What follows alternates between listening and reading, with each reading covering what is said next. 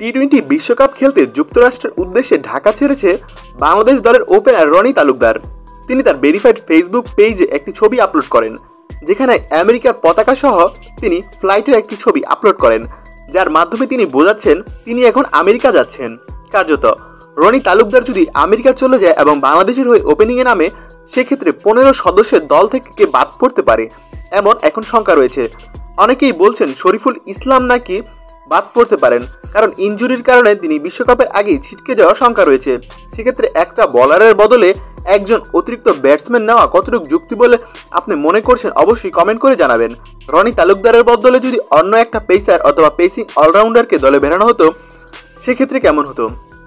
আবার অনেকে বলাবলি করছে লিটন কুমার দাস অথবা সৌম্য সরকার, এই দুই খেলোয়াড় থেকে যে কোনো একজনকে বাদ দিয়ে একাদশে ঢুকানো হতে পারে রনি তালুকদারকে। এখন রনি তালুকদারকে কেন নেওয়ানো হচ্ছে এবং তাকে আদৌ খেলানো হবে কিনা, এটা এখন দেখার বিষয়।